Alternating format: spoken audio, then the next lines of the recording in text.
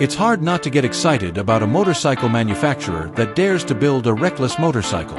Many people today will be reminded of the current generation H2, but there was another Kawasaki, the first H model line, that truly started Kawasaki's reputation for making insane sport bikes. Although the 1970s were defined by the dominance of multi-cylinder four-stroke engines from Honda with the CB750 and all its little brothers, there was another motorcycle that was just as important in the history of Japanese motorcycles, the Kawasaki H2.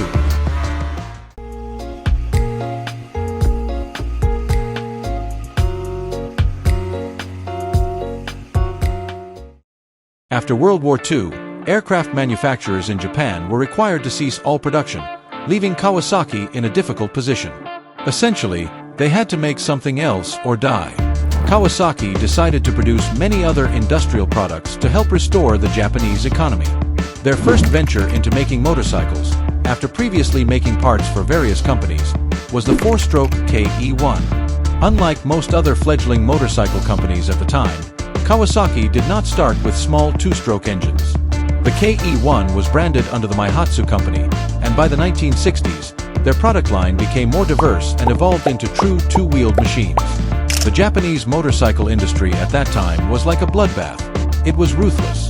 There were many people stealing and copying ideas from each other, and the competition was fierce to see who would come out on top in the 1960s. While Honda wisely invested a lot of money into their own machinery to make their own parts, Kawasaki relied heavily on their extensive revenue sources and eventually bought the bankrupt Meguro company. The goal was to reach overseas markets, especially the United States, with motorcycles for young people. This would truly define Kawasaki's business plan moving forward. While other manufacturers like Honda pursued two-wheeled vehicles for everyone or smooth and civilized touring bikes, Kawasaki focused on performance-oriented bikes with a youthful spirit. Kawasaki motorcycles worldwide are known for their performance. High-performance motorcycles that are fun to ride, reliable, and safe. They decided to start with off-road machines first for the US market with their B8 and B8M four-stroke motocross bikes. These were high-revving, high-torque machines that ultimately won the Japanese MX Championship in their first year of release. Kawasaki's line of small off-road bikes did sell in America, and Kawasaki managed to open an office in Los Angeles. However, as trends and motorcycle styles changed, it became clear that the bikes they offered really needed a refresh. It was at this point that Kawasaki ventured into making two-stroke engines. The previous bikes were essentially Meguro bikes with some changes. At this time, they also updated the Meguro 500 to 625 cubic centimeters and named it the W Series.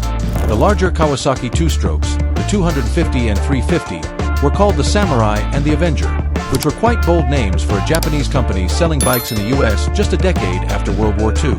The 250 Samurai produced an incredible 31 brake horsepower, bhp, at 8,000 RPM, and the 350 produced over 40 horsepower. These bikes certainly helped position Kawasaki as a true performance brand in the West. These bikes didn't sell as well as Honda's more reputable four-strokes among the general public, but Kawasaki was starting to make a name for themselves. The competition to build the next biggest and fastest multi-cylinder bike began to take shape in the mid-60s. There were Triumph and BSA with their four-stroke three-cylinder engines, Honda with its four-cylinder CB750, and Kawasaki with two models in the works, a 750 cubic centimeters four-stroke inline four and a 500 cubic centimeters two-stroke triple. The first model was eventually cancelled as it became clear that Honda would beat everyone to the punch in building an inline four. So, Kawasaki postponed their four-cylinder efforts, at least for a while, to focus on what would become a new line of three-cylinder engines. Kawasaki didn't win the marketing battle at the end of that decade, but this new motorcycle, now dubbed the Mach III, really spoke for itself, very loudly. Kawasaki's one goal with this motorcycle, at the expense of almost everything else, was to build the bike with the fastest quarter-mile time in the world. Pure raw acceleration. Handling? Good handling was not necessary. Noise pollution? As much as possible. The design for this engine, a two-stroke triple, might have been new to motorcyclists, but it wasn't actually new in the automotive world, as it was based entirely on the German DKW three-cylinder engine known for the incredible power it produced at low RPMs in racing. And you know, power wasn't the problem for Kawasaki. The problems were things like heat, maintenance, and making sure the bike didn't fall apart in the middle of the road. Kawasaki developed two-stroke triple engines at that time under the project name Blue Streak. A traditional inline 3 and an L-shaped 3-cylinder where the middle cylinder would be laid horizontally for better cooling.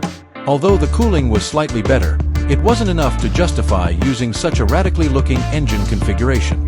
One of the standout features was a car-style CVI ignition paired with newly developed spark plugs, which essentially allowed them to get a thicker, bigger spark into the cylinders.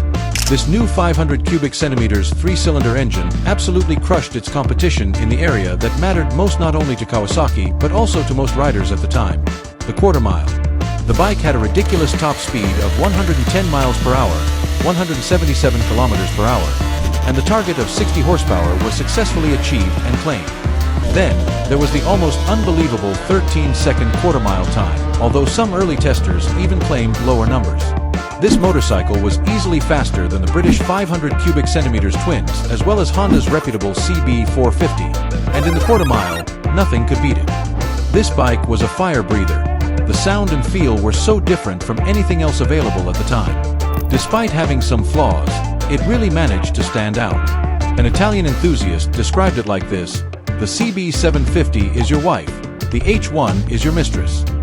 Although this motorcycle was already a legend, the next iteration was when things got even crazier. Kawasaki had rushed into making this bike. It lacked the proper suspension and frame development needed to truly handle its own power. But at 500 cubic centimeters, it was still okay. They kept the engine capacity and power low enough. Most reports on the big innovative bikes of the late 60s, whether from Britain or Japan, found that the chassis was severely lacking in handling compared to the power they produced. Once you pushed any of these bikes, the handling wasn't very good, whether it was the CB750 from Honda, the Trident from Triumph, or the Mach III from Kawasaki. They all produced 60-plus horsepower, more than ever before, but they all really struggled to handle that kind of speed and power well. Kawasaki could have stopped there and moved on to focus on 4-stroke, 4-cylinder engines. But they didn't. They decided to take this 2-stroke triple platform one step further. Enter the H2 Mach IV, available in America in 1971. This motorcycle achieved rock star status and earned several nicknames along the way from various regions during its 5-year lifespan. From Barra Volante, which means flying coffin, a nickname in France, to the Widowmaker in America. And this is why this motorcycle became associated with death wherever it went. The H2 truly cemented Kawasaki's reputation for making absolutely insane motorcycles, just like the H1 before it. Kawasaki is like this: they make crazy bikes, and just when you think they're done being crazy, they come out with a bike like the new H2 and H2 are. This bike was truly the H2 of its time, and it was the original H2. This new 750 cubic centimeters 2-stroke triple engine inspired a new generation of hooligans who roamed the streets, making too much noise and doing too many wheelies. This was truly a wheelie-prone bike. The only reason this bike was 750 cubic centimeters, because let's be honest, a 2-stroke engine larger than 500 cubic centimeters was already a bad idea, was because Honda had set the standard for superbikes at this displacement, much like leader bikes, 1,000 cubic centimeters, today. You don't really need more than a 600 cubic centimeters inline 4 superbike, but you have to have a leader bike. In the same way, this was expected of major manufacturers at the time. You can see this just by looking at the bikes of this era: the Norton Commando 750, the Triumph Bonneville, which was upgraded to a 750, and of course the CB750, and now the H2 750 Mach IV from Kawasaki. This new 3-cylinder engine produced over 70 horsepower. There's debate about the exact number, between 71 and 74, and this was produced at a lower RPM of 6,800. This was actually a lower revving engine than the previous 500 cubic centimeters, which meant crazier power was available at any time and at any point in the rev range. 2-stroke engines run hot, almost 500 degrees Fahrenheit, about 260 degrees Celsius, around the exhaust ports, and this bike was certainly no exception.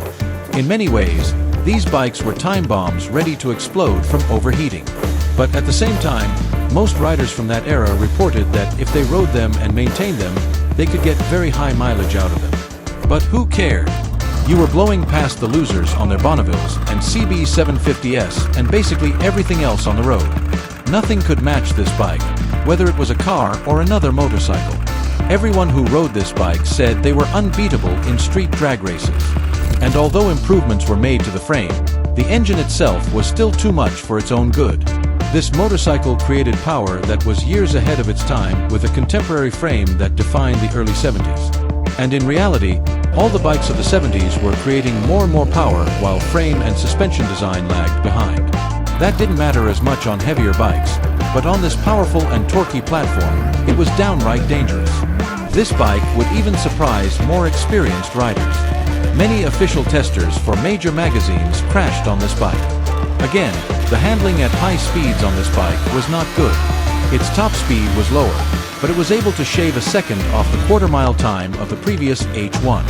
But above all, there was that torque. A good amount of torque for the time, but it wasn't about the amount, but rather that the torque was produced at a ridiculous 5,500 RPM.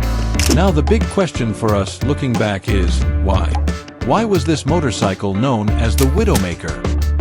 Was it because of its wheelies? Was it just a stereotype for a bike that was clearly a bit crazier than its competitors? Was it because it was the fastest motorcycle in the world? One of its biggest problems, and this applies to many of Kawasaki's crazy bikes to come, was how accessible it was. This bike cost $1,386 in America in 1971, and for reference, that's about $10,000 today. So imagine getting a current H2 today for $10,000.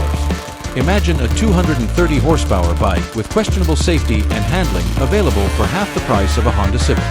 Experienced and respectful riders knew what this bike was and what it was capable of, and they could ride it calmly. Many people used this bike for commuting and touring.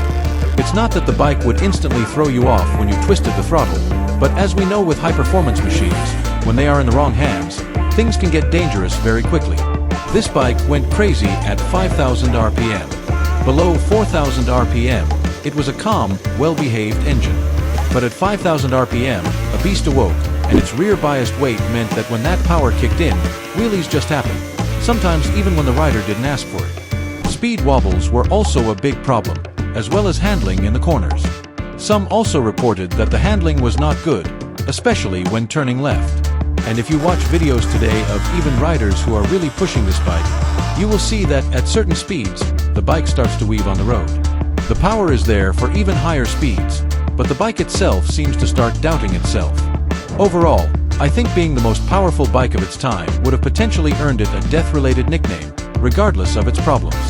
But being a giant two-stroke machine with power produced so low in the rev range, combined with the overall aesthetic, the look, the sound, and the fact that riders did die on this bike, the name fit. Motorcyclists from this era remember the 70s with fond memories for various reasons. It wasn't just because of all the innovation that came primarily from these new Japanese manufacturers. This was a time in motorcycle history where safety was not a top priority at all, yet a newfound freedom atop some of the fiercest motorcycles ever made was being shared around the world for riders. People could experience motorcycling in a new way. People thought motorcycles were fast in the 30s, 40s, 50s, and even 60s, but in the 70s, the amount of horsepower and speed packed into them was just ridiculous. It's great to read comments from old riders who are nostalgic about their experiences on bikes like the H2. One rider remembers it as a Hemi Kuda eater. You know, you pull up next to a muscle car and then leave them in your smelly smoke. Most remember it as a bike that never lost them a drag race. Another rider talked about how you could get 30 miles per gallon from the bike when ridden reasonably, but as soon as you started pushing it, the fuel consumption would drop to about 2 miles per gallon. One rider recounted, "The method to stop it from wheeling was to lean far forward with my chin between the tachometer and the speedometer. I was so far forward on the seat that I was almost sitting on the tank. Then I would rev it up, pop the clutch, and the rear wheel would slip a little, leaving a trail as the bike shot forward. By then, the opposing bike was already behind, choking in my two-stroke smoke." Ah, the good old days for sure. I think this motorcycle, more than any other from this era, even the Z1 that came later, shaped Kawasaki into what they would become in the future. The Green Monster, the only Japanese company that was truly willing to take big risks with their bikes and build motorcycles that really pushed the limits.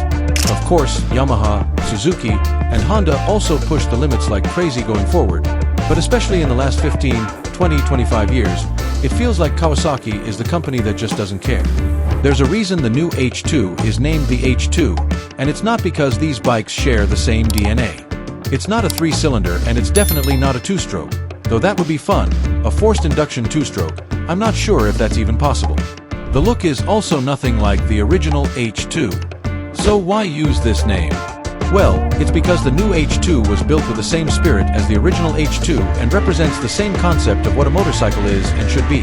The willingness to build a truly reckless bike with more power than any other sport bike available, no matter the cost. A unique way of delivering power with a supercharged inline-4 engine, a focus on pure raw acceleration.